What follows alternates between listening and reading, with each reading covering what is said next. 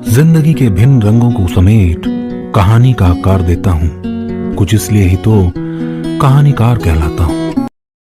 आगे की कहानी समझने के लिए पहले आपको इसके पहले की कहानी जानना जरूरी है, तो उसे सुनिए और फिर यहां वापस आइए।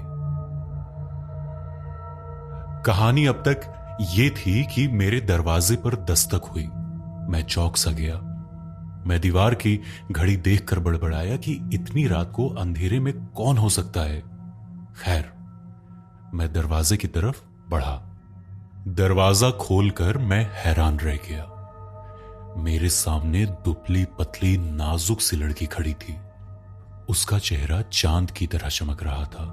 उसकी आंखों में अजीब सा तेज था और होंठों पर गीली मुस्कान के भाव लिए हुई थी।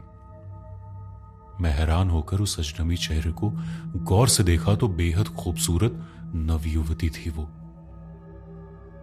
उसे देखते ही गजब सा आकर्षण महसूस हुआ। मेरे समझ में उसने अपनी जिंदगी के 17 या 18 बसंत ही देखे होंगे। उसके चेहरे पर परेशानी की रेखाएं दिख रही थी। जिस्म पर कपड़े भी मैले थे। ऐसा लग रहा था जैसे वो मिट्टी में लेटी हुई थी। मैंने सख्ती से पूछा, क्या है? कौन हो तुम? मैं एक मजबूर लड़की हूं साहब, उसने परेशानी भरे अंदाज में कहा। मेरी मां इधर आसपास घरों में काम करती है। वो अभी तक घर नहीं लौटी। मैं उसे काफी वक्त से ढूंढ रही हूं और ढूंढते ढूंढते इधर आ गई, मगर वो मुझे नहीं मिली। ढूंढते ढूंढते वक्त का एहसास नहीं हुआ और अब घर जाते हुए डर लग रहा है साहब। समझ नहीं आ रहा कि मैं क्या करूं। पता नहीं क्यों उसके लिए मेरे दिल में हमदर्दी जाग गई। मैंने बोला, ठीक है चलो, तुम्हें तुम्हारे घर छोड़ दूंगा अगर। वो घबरा कर बोली, अगर क्या साहब? मैं बोला, अगर तुम कुछ देर इंतजार कर लो, क्योंकि मैंने खाना नहीं खाया है। बस फटाफट खा लूंगा। अगर तुम चाहो तो अंदर आकर बैठ सकती हो। मैंने सोचा था कि इतनी रात को फ्लैट के अंदर आने से झिझकेगी, मगर ऐसा नहीं हुआ। वो एक पल में झटके के साथ अंदर आ गई। उसके अंदर आते ही मैंने झट से दरवाजा बंद कर दिया। वो आराम कुर्सी पर बैठ गई। मैंने खाना खाने के लिए आग्रह किया तो कहने लगी कि भूख नहीं है, लेकिन मैंने जब और ज्यादा उससे निवेदन किया तो वो मान गई। मैंने 2 अलग अलग प्लेटों में खाने को परोसा और 2 चपाती उसे दी और खुद एक लेकर खाने लगा।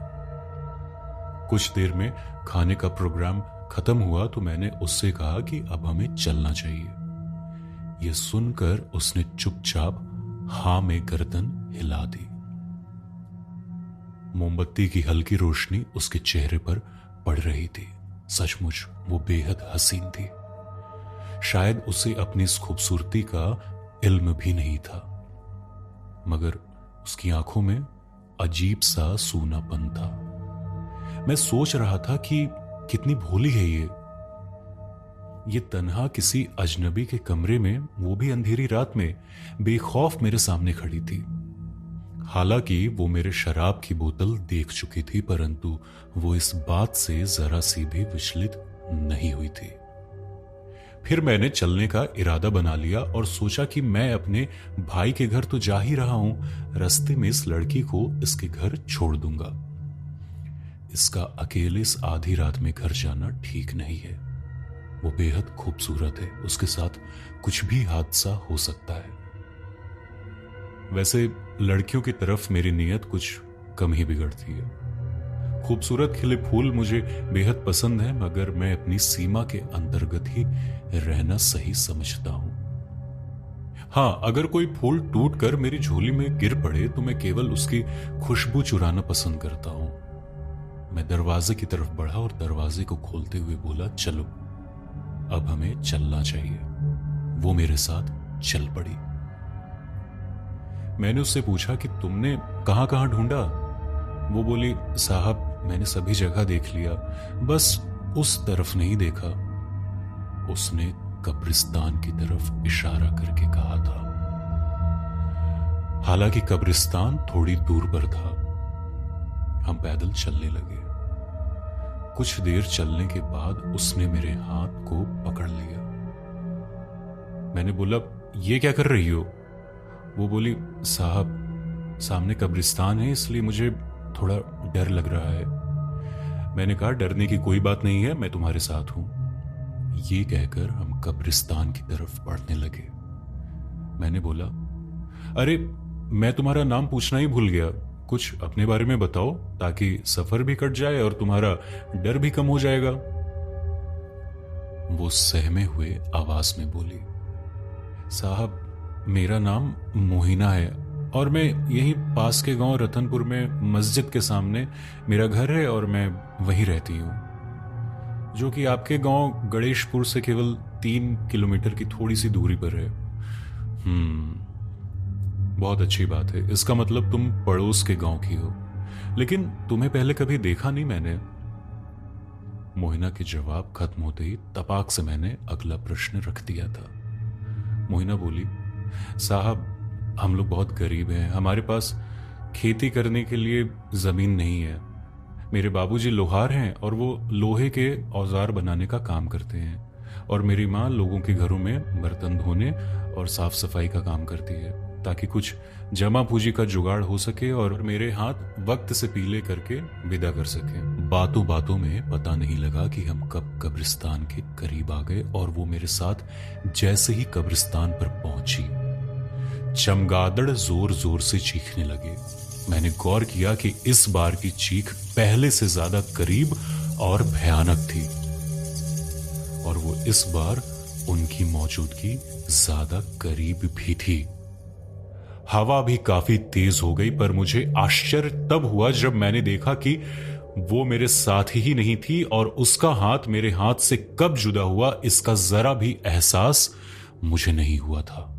वो गायब हो चुकी थी क्योंकि चारों तरफ कब्रिस्तान था और वो इतनी जल्दी कहीं भी नहीं जा सकती थी। अंततः मैं गहन सोच में डूब गया।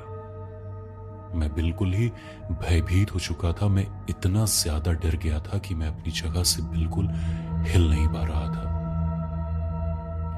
हालांकि मैं आधुनिक युग का पुरुष था और भूत प्रेत पर कम विश्वास करता था, परंतु यह घटना मेरे साथ घटित हुई थी, इसलिए ना चाहते हुए भी मुझे इस अविश्वसनीय घटना को सच मानना पड़ रहा था। मैं अभी ये बातें सोच ही रहा था कि अचानक मेरे कंधे पर किसी ने हाथ रखा हो। अब आलम यह था कि मेरा दिमाग उस युवती के वजूद के विषय में सोच ही रहा था कि इस घटना से मेरा हृदय जोर जोर से धड़कने लगा। जब मैंने पीछे पलट कर देखा तो एक औरत सफेद साड़ी पहनी हुई थी और उसके बाल खुले थे। इसके 2 हाथी जैसे दांत थे जिनसे खून टपक रहा था। जब मैंने ध्यान से देखा तो उसके दोनों टांग ही नहीं थे। भय से मेरी हालत खराब थी। मेरी समझ में कुछ नहीं आ रहा था। मेरे पलटते ही वो जोर जोर से हंसने लगी। मेरे दिमाग ने काम करना बंद कर दिया और मैंने ये गौर किया कि मेरे हृदय की रफ्तार इतनी तेज हो चुकी थी कि मानो कब ये थक कर बंद हो जाएगा इसका पता मुझे भी नहीं लगेगा। इस कब्रिस्तान में इस अप्रिय घटना ने मेरे मस्तिष्क को अपनी जकड़ में ले लिया था और खौफ ने पूरी तरह से मुझे अपनी गिरफ्त में ले लिया था। धीरे धीरे सोचने समझने की शक्ति भी दिमाग के सुन्न होने के कारण जवाब देने लगी थी। मोहिना, जिसे मैं कुछ वक्त पहले मासूमियत की दूसरी परिभाषा और सौंदर्य की देवी समझ रहा था, वो अगले ही पल इतने विकराल रूप लेकर मुझे स्तब्ध कर देगी इसका एहसास मुझे बिल्कुल भी नहीं था। इस कर्कश हंसी ने मेरी विस्की का गुरूर क्षण भर में छू कर दिया और मेरी आंखों की पुतलियों को फैलने पर विवश कर दिया। और यह कहना भी अन्याय नहीं होगा कि इस ठंड में मोटी जैकेट पहनने के बावजूद रोंगटे खड़े होने का कारण सिर्फ एक थी और वो थी वो भयानक चुड़ैल। जिसकी कर्कश हंसी से सारा कब्रिस्तान गूंज रहा था, जिसका पूर्वाभास मुझे कुछ वक्त पहले चमगादड़ों के एक झुंड ने करवाया था। मैंने लाख कोशिश की जय हनुमान बोलने के लिए अपने मुख को खोलूं और तेज गति से यहां से भाग जाऊं, परंतु पता नहीं उस चुड़ैल की अजीब शक्ति के कारण मैं विवश सा था। ना तो मैं कुछ कह पा रहा था और ना ही मेरे मुख खुल पा रहे थे। मेरी तरफ देखकर खौफनाक ठहाके मारकर बोलने लगी, साले सब के सब मारे जाएंगे। तुम लोगों ने मेरे साथ अच्छा नहीं किया, अब कोई भी जिंदा नहीं बचेगा। इससे पहले कि मैं जुबान हिलाकर कुछ कह पाता या कुछ करने के लिए हिम्मत जुटा पाता, उसके लंबे लंबे नाखून वाले हाथ जिससे खून की लाल बूंदें टपक रही थीं, अचानक मेरी ओर बढ़ने लगी और उसने मेरे दाएं हाथ को कलाई के पास जोर से पकड़ लिया। उसके मेरे कलाई पकड़ते ही मेरे शरीर में खौफ की एक ऐसी लहर दौड़ गई कि मेरा पूरा शरीर ही कांपने लगा और मेरी सारी हिम्मत जवाब दे चुकी थी। मेरे अंदर जरा सा भी साहस नहीं था कि हाथ को झटक सकूं। भय से वशीभूत होकर मैं कुछ भी करने में अपने आप को असमर्थ महसूस कर रहा था और मेरी आंखों पर धीरे धीरे घना काला अंधेरा सा छाने लगा था। मैंने कहा था इसको कि हमारे साथ रहे, अजनबी जगह पर अकेले कैसे रह लेता है, भगवान ना करे कुछ हो जाता तो। वो तो शुक्र हो चौकीदार का जिसने हमें सही वक्त पर बुला लिया और हम सही समय पर इसको अस्पताल ले आए। राम जी का शुक्र है कि उन्होंने मेरी पूजा की लाज रख ली। मेरे कानों पर यह मधुर ध्वनि पड़ रही थी जो कि मेरी भाभी की ही प्रतीत हो रही थी। भैया मूक दर्शक बनकर बिना किसी प्रतिक्रिया के भाभी की सारी बातें सुन रहे थे और आंखें मेरी तरफ टिकाए खड़े थे। मुझे इतना सुनते ही एहसास हो गया था कि मैं कहां हूं और कैसे लाया गया हूं। अपने आप को संभालते हुए मैंने बैठने की कोशिश की तो भैया मेरी तरफ ये बोलते हुए लपके कि अरे लेटे रहो लेटे रहो। वो बिल्कुल ही मेरे बगल में खड़े थे और भाभी मुझे मेरे बालों में हाथ फेर रही थी जैसे कोई मां अपने लाडले पुत्र को स्नेह करती है। वही इस कमरे में किसी कुर्सी पर मौन लेकिन सारी खबरों से अनजान मेरी भतीजी आकांक्षा बारी बारी से सबको निहार रही थी। शायद वो अपने तरीके से हालात का जायजा ले रही थी। भैया ने उस सरकारी चारपाई पर उठकर बैठने में मेरी मदद की और कमर के पीछे के हिस्से की तरफ 2 तकिए सहारे के लिए लगा दिए और बोलते हुए चले गए कि मैं थोड़ी देर में अस्पताल के बिल का भुगतान करके और अस्पताल की बाकी की औपचारिकताएं पूरी करके डिस्चार्ज स्लिप लेकर आता हूं, तब तक तुम लोग भी चलने की तैयारी करो। ये कहकर भैया वहां से चले गए। लेकिन मेरे जहन में उस कब्रिस्तान के वो खौफनाक दृश्य अनायास आंखों के सामने दौड़ गए। उस चुड़ैल की बातें याद आ गईं। वर्तमान से कटकर उस बीते हुए पल में खो गया किस तरह से सारी घटनाएं घटित हुई थी। उस चुड़ैल का वो खौफनाक चेहरा और उसका डर अब मेरे दिल में पूरी तरह घर कर चुका था। एक एक घटना मुझे झकझोर रही थी। अचानक मेरे दिमाग में एकाएक बिजली सी कौंधी और भाभी से कुछ पूछने की उत्सुकता हुई और बोला, भाभी मैं यहां कैसे आया? मुझे कुछ याद क्यों नहीं आ रहा है? मैं तो वहां चुड़ैल। चलो यहां से। इन सब का जवाब अब घर पर ही मिलेगा। भाभी के जवाब देने से पहले भैया वहां आ चुके थे और ये भर्राई हुई आवाज उन्हीं की थी। भाभी ने सारे सामान को समेटते हुए आकांक्षा को गोद में लिया और भैया ने मुझे सहारा देकर उठाया और अपनी कार की तरफ बढ़ चले। हम घर पहुंच चुके थे और भैया अस्पताल की रिपोर्ट्स लेकर काफी देर कमरे में रहे। फिर कुछ देर बाद एक आवाज देकर भाभी को अंदर बुलाया। लगभग 10 मिनट के बाद भाभी मेरे पास आई और बोली, देवर जी, आपको क्या ये शोभा देता है? खुद पर काबू नहीं है तो क्यों ऐसा काम करते हो? भैया आपसे बहुत नाराज हैं। अब आप आखिर हुआ क्या है? कोई मुझे बताएगा या बस पहेलियां ही बुझाएगा? मैंने भाभी की बात पूरी होने से पहले मन खींच कर कहा। आपके मेडिकल रिपोर्ट्स में लिखा है कि आपके इस हालात के जिम्मेदार आपकी अल्कोहल है, जिसकी अत्यधिक मात्रा के सेवन करने के कारण आपको अपने ऊपर नियंत्रण नहीं रहा और आप कब्रिस्तान में बेहोश हो गए। लेकिन भाभी, मैंने तो चुप रहिए आप। आपको अपनी नहीं तो कम से कम हम लोगों की चिंता तो होनी चाहिए कि हम लोगों पर क्या बीतेगी।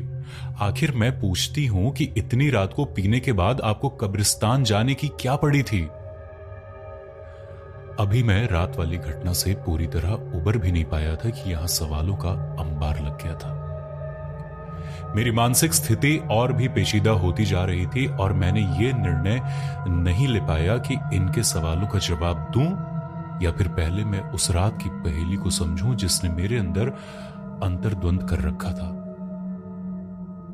थोड़ी देर में मैंने यह निर्णय लिया कि अभी इनको कुछ बताना शायद सही नहीं होगा। यदि मैंने कल की उस खौफनाक रात के विषय में कहा तो ये लोग समझेंगे कि कल रात की विस्की का नशा अभी भी मौजूद है। इसलिए मैंने ये निर्णय लिया कि जब तक मैं उस रहस्य के गर्त तक ना पहुंच जाऊं तब तक अपने मुख को बंद ही रखूं। मैंने जवाब ना देते हुए उनकी डांट, जिसमें मेरी फिक्र और जिम्मेदारी का एहसास करवाया जा रहा था, मैं मूक दर्शक बनकर सुन रहा था।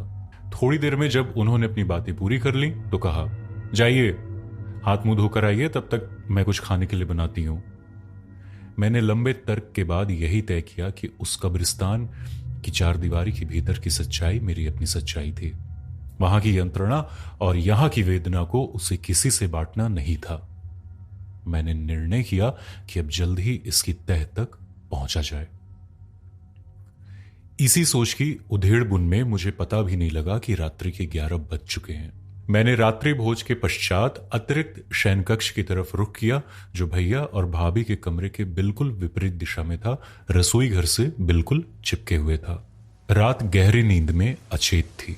बाहर हल्की बारिश शुरू हो गई थी। रात मेरे लिए तनाव से भरपूर रही।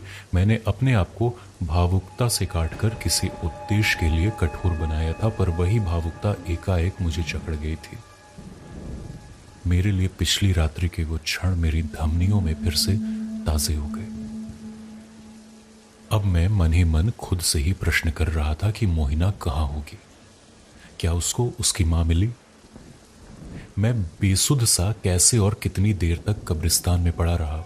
उस चुड़ैल ने मुझे अकेले कैसे छोड़ दिया और मोहिना के गायब होते ही वो चुड़ैल कैसे प्रकट हो गई? शायद मोहिना चुड़ैल को देखकर भयभीत हो गई होगी और कहीं झाड़ियों में छिप गई होगी, लेकिन वहां तो कोई ऐसी वस्तु भी नहीं थी जिसका ओट लेकर कोई इतनी जल्दी छिप सके। प्रश्नों के इसी जद्दोजहद में कब 2 बज गए पता ही नहीं लगा। मैंने निश्चय किया कि अब थोड़ी देर सो लिया जाए और सुबह की अपनी उत्सुकता का इलाज मोहिना के गांव रतनपुर जाकर किया जाएगा। सोने का मन बनाने के बावजूद भी नींद कोसों दूर थी, क्योंकि सवालों के कटघरे में मैंने पूरी रात खुद को अकेले पाया और सवालों के इसी उठापटक से यह ज्ञात ही नहीं हुआ कि सुबह के 6 बज गए हैं। मैंने जैसे ही मेज पर रखे आज के अखबार को उठाया, मुझे बहुत जोरदार झटका महसूस हुआ, क्योंकि अखबार पर 14 जनवरी 2018 लिखा हुआ था, जो कि यह सूचित करता था कि जो मेरे साथ घटना हुई वो परसों रात की थी। कब्रिस्तान वाली घटना शुक्रवार रात की थी और आज रविवार है। इसका मतलब यह हुआ कि मैं अस्पताल में पिछले 2 दिनों से था। मैं अचानक अपना सुध बुध खो बैठा। मैं जैसे जैसे घटनाओं को समझने की कोशिश करता, वैसे अचानक मेरे साथ कुछ ऐसा हो जा रहा था कि गुत्थी को सुलझाने की जगह वो मुझे दूसरी बड़ी दुविधा में ले जा रही थी। कब्रिस्तान की मेरी उस घटना ने मेरे दिल और दिमाग पर गहरा असर छोड़ दिया था। मैंने अखबार को मेज पर रखा और सामने कुर्सी पर बैठकर एक गहरी सांस ली और सोचा कि अब इस गुत्थी को सुलझाना ही पड़ेगा। मैंने रोजमर्रा के आवश्यक काम को निपटाया और भैया की कार लेकर रतनपुर की तरफ निकल पड़ा। मैंने जरा सा दिमाग पर जोर दिया तो याद आया कि मोहिना ने अपना घर रतनपुर में मस्जिद के सामने बताया था। मुझे रतनपुर गांव में प्रवेश करने में मुश्किल से 10 मिनट ही लगे थे कि अजान की आवाज मेरे कानों में पड़ी, जो कि सूचित करता था कि हो ना हो मस्जिद अब ज्यादा दूर नहीं। इतना सोच ही रहा था कि अचानक सड़क के बाईं तरफ मस्जिद दिखाई दी। मैंने सावधानी पूर्वक गाड़ी को सड़क के किनारे खड़ी किया और मस्जिद की तरफ चल पड़ा। मस्जिद के बगल में ही पान के खोखे थे। वैसे गांव में जितना ज्ञान किसी पान के खोखे वालों को होता है, उतनी गहरी और गंभीर बातें किसी अन्य व्यक्ति को नहीं होती हैं। किस व्यक्ति के घर में क्या दिक्कत है, किस फलाने नौजवान का किस ढिमके युवती से चक्कर चल रहा है, गांव की कोई भी छोटी सी छोटी या बड़ी सी बड़ी बात इन पान वालों से छिपी नहीं होती है। दूसरे शब्दों में कहा जाए तो ये गांव के सीसीटीवी होने के साथ साथ बीबीसी का कार्य करते हैं। मतलब आपके प्रश्न करने से पूर्व ये आपकी आंखों से ही आपके सवालों को पढ़कर पहेली की तरह जवाब दे देते हैं। पूछने वाला मन ही मन सोचता रह जाता है कि उसे जवाब मिला या फिर से नए तरीके से पूछना पड़ेगा। मैं भी वहां पहुंच गया। मैंने सोचा कि बात बढ़ाने के लिए पहले इससे एक पान लिया जाए। वैसे तो मैं पान का शौकीन नहीं रहा, लेकिन मुझे बनारसी और मगही पान बेहद लजीज थे। पान लेने के लिए जैसे मैंने हाथ बढ़ाया तभी, बाबूजी इस गांव के नहीं लगते और पहली बार आपको यहां देखा है। पान के खोखे वाले ने मुझसे पहले ही प्रश्नों के बाण चला दिए। नहीं नहीं, मैं इस गांव का नहीं, परंतु आपके पड़ोस के गांव गणेशपुर से हूं, मैंने जवाब दिया। कब्रिस्तान वाली चुड़ैल का रहस्य बाकी है अभी। आगे सुनने जरूर आइएगा मेरे साथ। और अगर आपको इस कहानी में कुछ लगता है कि ऐसा ही हुआ होगा तो नीचे कमेंट सेक्शन में